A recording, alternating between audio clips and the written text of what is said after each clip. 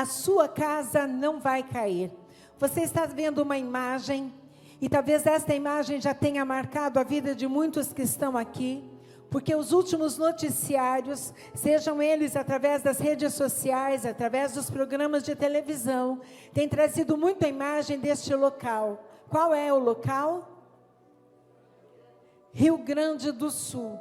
Hoje os nossos irmãos do Rio Grande do Sul têm sofrido com as enchentes, e segundo a Defesa Civil, do dia 25 de maio, existem mais de 55 mil pessoas em abrigos, 64 desaparecidas, 83 mil foram resgatadas, 12 mil animais resgatados, 2,34 milhões de pessoas foram afetadas pela chuva, 637 mil pessoas estão fora de suas casas, e dos 497 municípios gaúchos, 469 foram impactados pela enchente.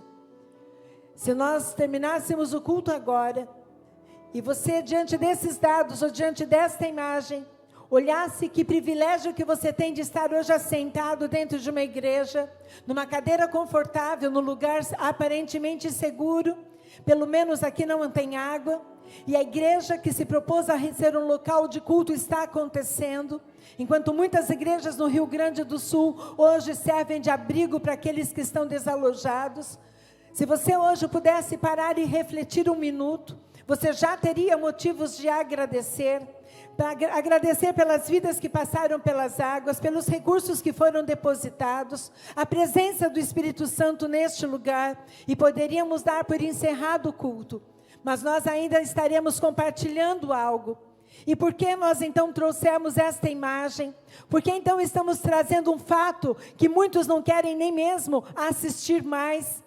Porque quando Jesus ensinava, quando Jesus falava, ele sempre usava histórias e parábolas, sempre trazia fatos do cotidiano para explicar um princípio bíblico.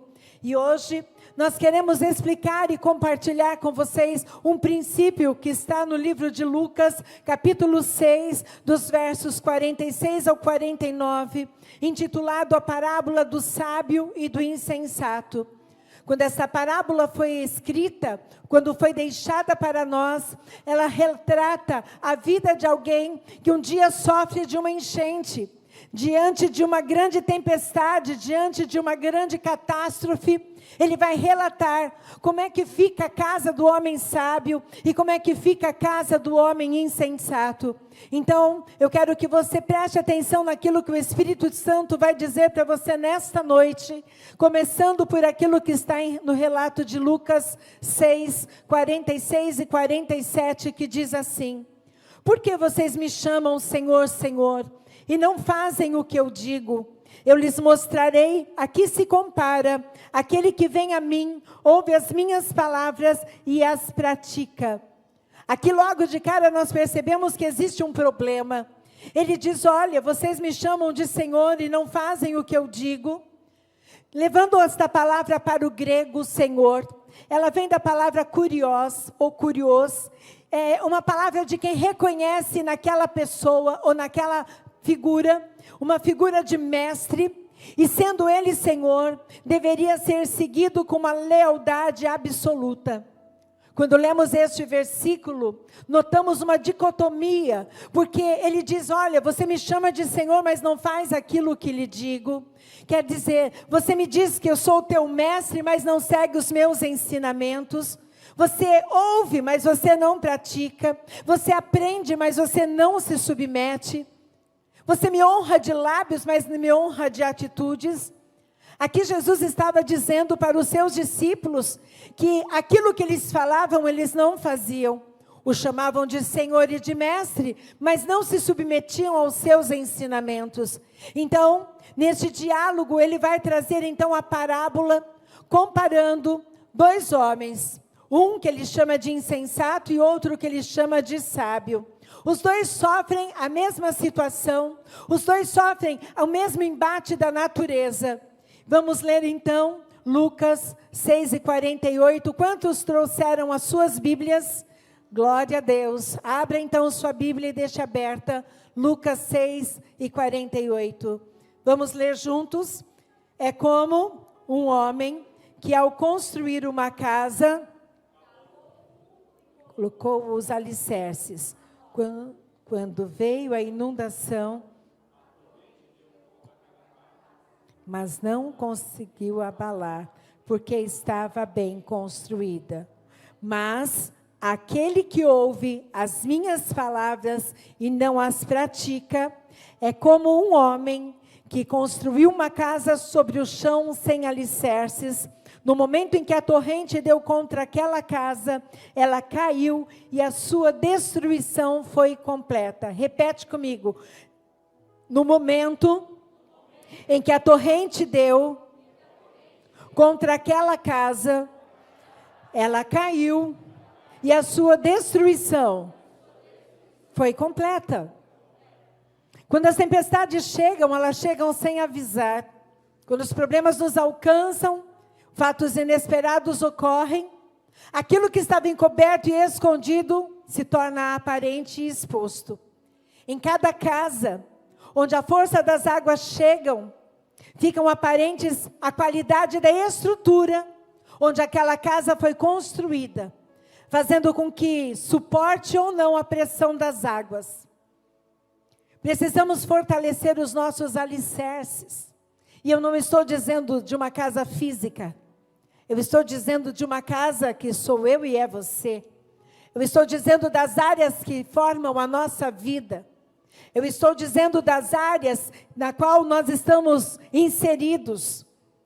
Precisamos fortalecer como um homem sábio, como uma mulher sábia, sabendo que ventos e tempestades chegam para todos, mas o sábio, ele é prevenido. Ele apoia a sua vida, seu trabalho, sua família, seus relacionamentos, o seu futuro, sua empresa.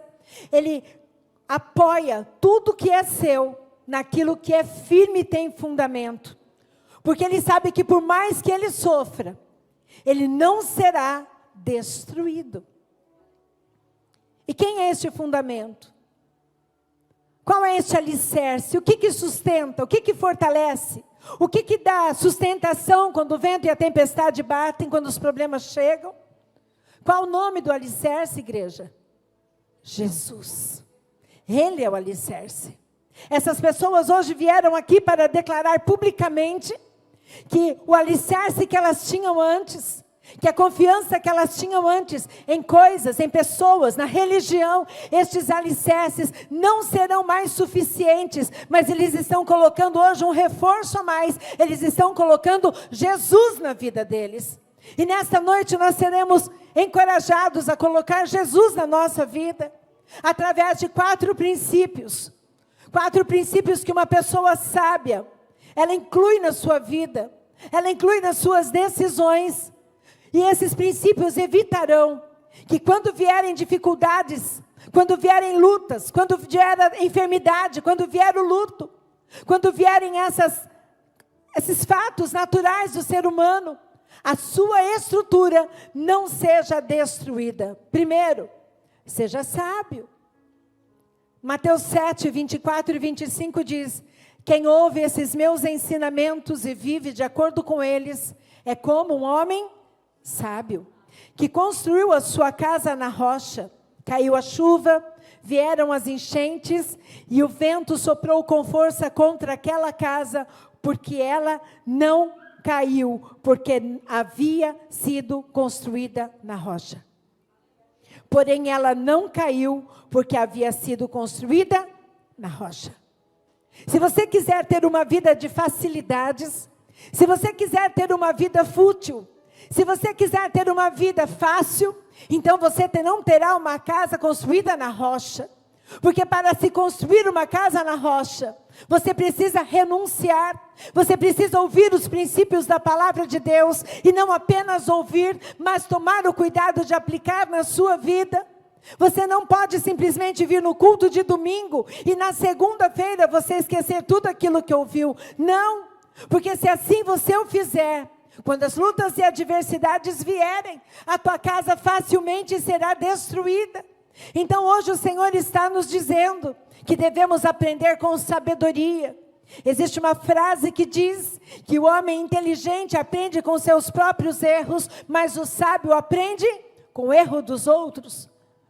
Nós temos que aprender a pedir ao Senhor sabedoria. A Bíblia diz que quem quer sabedoria deve pedir ao Senhor. Sabedoria para quê, pastora? Para colocar alicerces firmes nas áreas das nossas vidas que estão fragilizadas e enfraquecidas. Porque no dia que o vento vier, estas áreas fracas, elas facilmente serão destruídas. E o alicerce que estava escondido ficará aparente. E muitos dirão, era fraco o alicerce nesta área. Quando você vê uma empresa, quando você vê um casamento, quando você vê uma família, quando você vê um negócio, quando você vê as finanças, quando você vê o seu relacionamento familiar, como é que você diria que estão os alicerces dele? Estão fortes? Estão com sustentação? Estão bem alicerçados? Existe matéria-prima suficiente para suportar ventos e tempestades? Ou eles estão bambeando de acordo com a situação?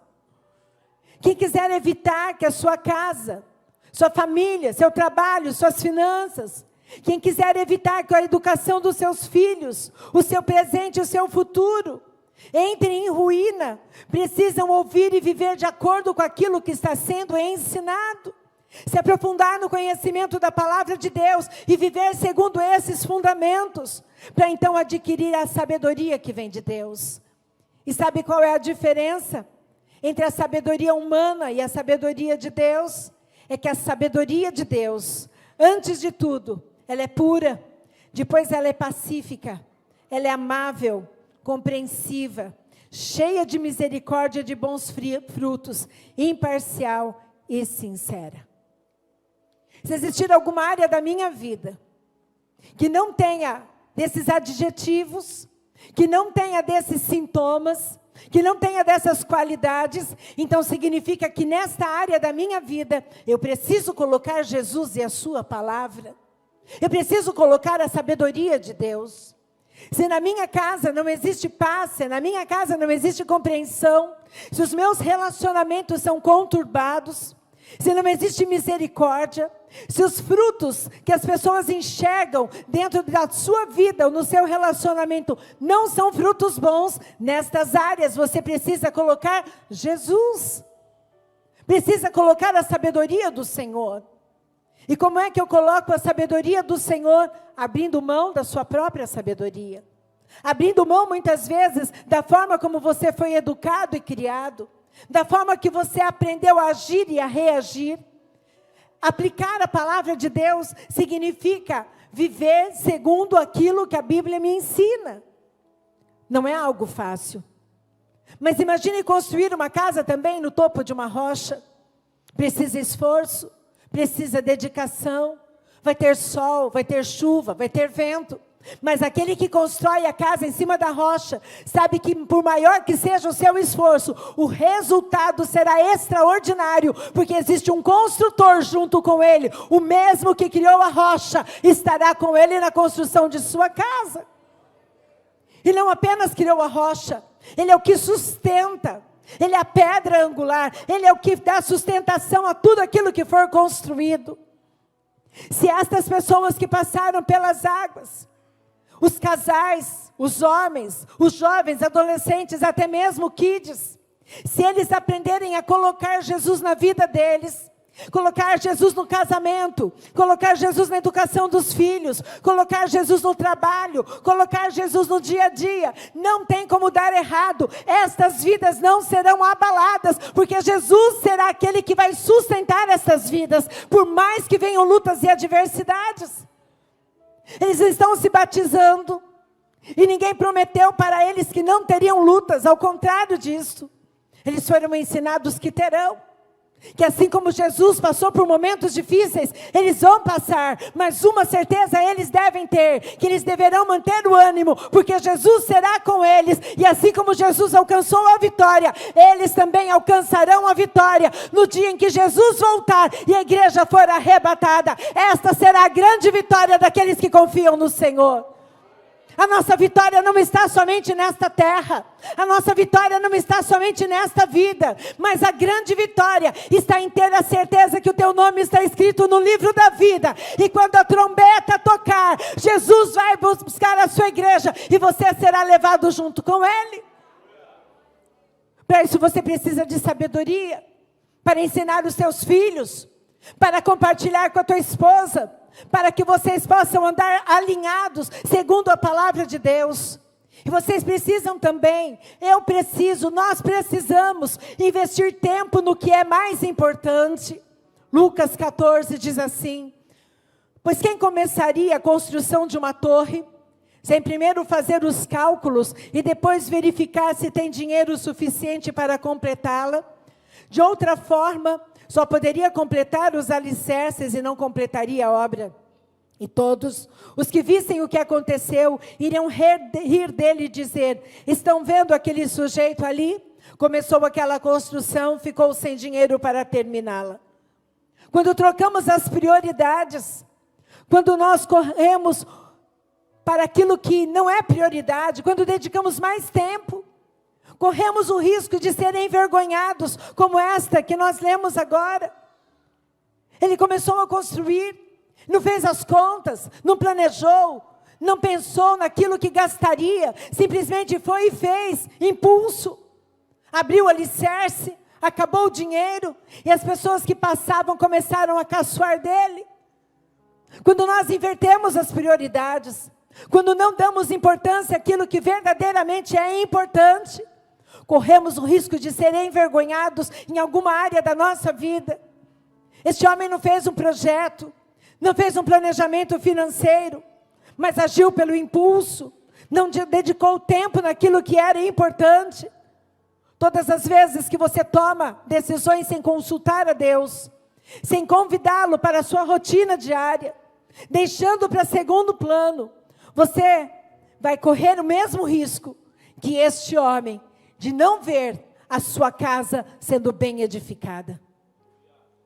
Mas hoje o Senhor nos trouxe aqui nessa noite, para nos convidar a dedicar tempo e entregar a Ele todos os nossos rascunhos, para que Ele assuma o projeto e trabalhando junto conosco, Ele conserte o que precisa ser consertado, mas que Ele levante uma obra na sua vida, na sua família, no teu trabalho, nos teus negócios. Jesus e você trabalhando juntos, não tem como dar errado, porque até mesmo aquilo que não é bom, Ele transforma em algo bom. Até mesmo aquilo que aparentemente é vergonha, Ele transforma em vitória. Nós cantamos isso hoje. Até mesmo a maldição, Ele tem o poder de transformar em bênção. Entregue o rascunho da tua vida hoje. Entregue aquela área que você percebe que precisa ser tocada pelo Senhor nesta noite. Entregue aquele teu projeto fracassado. Entregue a área da tua vida que não vai bem. Entregue e diga: Senhor, isto era um rascunho, porque o que eu quero hoje é sair daqui com uma palavra profética para a minha vida, trocando o rascunho pela promessa e pela palavra do Senhor. Tudo aquilo que fazemos sem o Senhor é rascunho, porque quem dá a última palavra, diz a Bíblia, é o Senhor. O homem pode fazer os seus planos, mas os planos do Senhor são maiores. O homem pode traçar os seus caminhos, mas os caminhos do Senhor são mais altos do que o caminho dos homens. Então tudo que planejamos é rascunho. Você tem rascunhos? Tem áreas da tua vida que não deu? Entrega teu rascunho, para que o grande construtor, nessa noite, assuma a construção desta área da tua vida. Você e Ele trabalhando juntos. Você ouve a palavra, pratica a palavra. Ele fala com você, você pratica a palavra. E Ele vendo fé em você, você honra a Deus com a tua fé, e Deus honra a tua fé através daquilo que você precisa.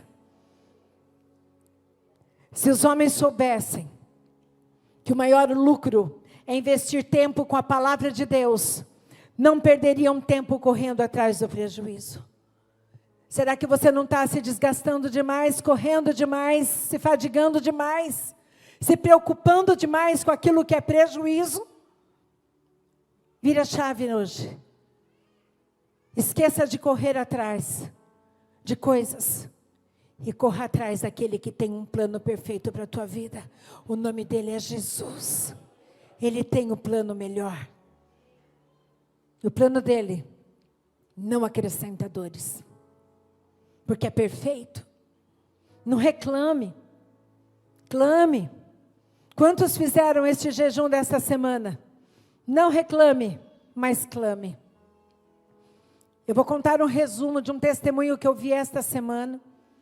Ele estava escrito, mas ele mergulhou nas águas. E o testemunho é da nossa irmã Cris Gasparino, juntamente com seu esposo Michel. Façam assim com as mãos. O seu filhinho fez uma cirurgia no coração quando nasceu. E foi uma situação muito grave, ele ficou por dias dentro da UTI. E fez essa cirurgia e todos os anos eles precisam passar novamente por um especialista. E ela disse o seguinte: pastora, no primeiro dia desta campanha, eu já tenho um testemunho para contar. Eu levei o meu filho na médica, e a médica olhou para os exames, olhou para ele, e ela disse o seguinte, que se não tivesse a cicatriz, ela jamais diria que ele passou por aquela cirurgia, porque ele está curado, e daqui 1 ano ele volta só para confirmar aquilo que o Senhor fez na vida dele. Aleluia! Aleluia! A médica disse para Cris, se não tivesse a cicatriz, eu não acreditaria que ele teria passado por todo aquele processo. Jesus, médico dos médicos, estava lá. E através da vida do filho, o Michel se converteu, não foi, Michel? E hoje está aqui, ó, ele é um diácono juntamente com a sua esposa, servem ao Senhor neste ministério. Jesus na vida deles, Jesus no meio deles, na família deles. É isso que Jesus quer fazer na tua vida. Pare de reclamar, mas comece a clamar ao Senhor. Dessa maneira, todos os que têm fé, orem e clamem a Ti, enquanto pode ser encontrado. Quando as muitas águas se levantarem, elas não os alcançarão. Ao invés de reclamar, dobre os teus joelhos e busque ao Senhor, clame ao Senhor e apresente aquilo que hoje está te doendo. E aqui diz o seguinte: faça isto, antes que as águas subam, antes que as dificuldades venham, antes que as lutas se tornem insuportáveis, faça isso, clame ao Senhor, faça a sua parte, Deus fará a parte dele. Quando nós fazemos a nossa parte, podemos pegar a história de um casamento, que está em João 1, 2, do 1 ao 12. Jesus foi convidado naquele casamento, e eles serviam o melhor vinho primeiro, e depois mandavam o segundo vinho, porque as pessoas já estavam bêbadas. E disse então que o vinho acabou. Então a mãe de Jesus foi até ele e disse: olha, o vinho acabou, e você não vai fazer nada. Ele disse: mas por que você está me dizendo isso? Não chegou a minha hora. Jesus então pede para que os serviçais tragam as taças de água. E ali então ele pede para que agora levem ao mestre de cerimônias. O mestre prova aquele vinho. E provando aquele vinho, ele diz que aquele vinho tinha uma qualidade superior ao primeiro que havia sido servido. Para que aconteça milagre, para que situações sejam resolvidas nas nossas vidas, nós precisamos trazer a presença de Jesus, como aconteceu com Jesus naquele casamento, ele foi convidado. Você precisa convidar Jesus para estar em todas as áreas da tua vida que você precisa dele. Precisamos aprender a contar a ele as nossas necessidades. Precisamos também confiar que ele agirá na hora certa, como ele fez naquele casamento. Ele não agiu na hora que Maria esteve nele. Não agiu na hora que Maria falou com ele. Ele agiu no momento em que o pai havia dito para que ele fizesse. Pediu para que trouxessem as talhas de água. Maria disse: façam tudo aquilo que ele mandar fazer. E assim o fizeram. Trouxeram as talhas cheias de água, ou as taças, os jarros cheios de água. Ele foi, pegou, e depois mandou para o mestre de cerimônia, eles também o fizeram. E mais do que isto, o melhor aconteceu quando ninguém mais esperava. Que você possa fazer a sua parte, trazer a presença de Jesus, contar a Jesus as suas necessidades, confiar que Ele agirá na hora certa, fazer a sua parte sem questionar e crer que o melhor de Deus ainda virá. Se você assim o fizer, entregando o teu caminho ao Senhor, confiando nele, tudo Ele fará. Se coloque de pé. Aleluia.